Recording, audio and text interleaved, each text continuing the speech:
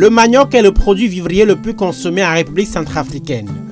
200 000 kg sortent des champs chaque année, mais très loin du potentiel du pays. Le groupe industriel Massarti atterrit à Bangui et a mission de porter cette production à 365 000 tonnes. Dans une autre filière, celle de la canne à sucre, le groupe qui assure à l'Inde son deuxième rang de producteur mondial de sucre après le Brésil apporte son expertise. So we have the technology. The entire machines are manufactured in India. Massarti Group, que vous voyez, détient 8 usines de transformation du sucre en Inde. Nous employons et nous accompagnons près de 100 000 agriculteurs et nous faisons une production de 90 000 tonnes de sucre par jour.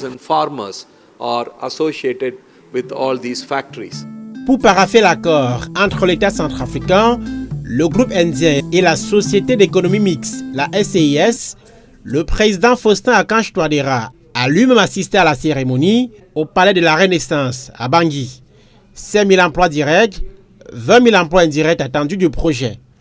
Pour le gouvernement centrafricain, un bol d'air contre le chômage des jeunes. Vous le savez, le secteur de l'agriculture emploie jusqu'à 75% de la population active, dont les jeunes et les femmes.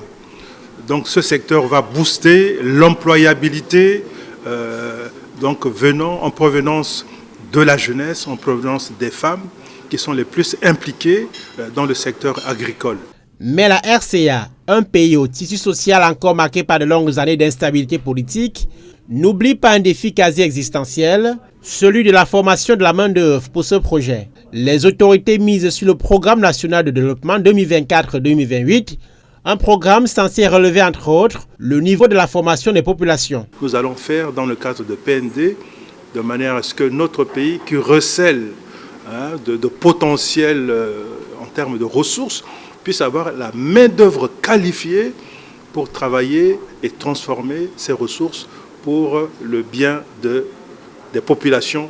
La convention apporte environ 800 milliards de francs CFA pour les deux filières à développer, le double du budget annuel de la RCA avec un volet de développement de l'énergie électrique. 70 MW à produire grâce aux résidus industriels. Pour concrétiser ce financement, Afriland First Holding, la filiale de Afriland First Group, dédiée au financement des investissements, a fait valoir l'expérience du puissant groupe de Paul Fokam Kamouni. Notre rôle a été de faire les études, d'identifier les partenaires et de mettre ensemble le gouvernement et les partenaires afin qu'on trouve un modus operandi adapté à l'ensemble de la population qui va permettre le décollage et qui est en relation avec la vision du président de la République. La culture et la transformation du manioc sont prévues sur 10 000 hectares, 20 000 hectares pour la canne à sucre, repartis équitablement entre Massarti et les paysans locaux. La convention est signée sur 15 ans renouvelables pour des activités censées démarrer sur le terrain dans les prochains mois.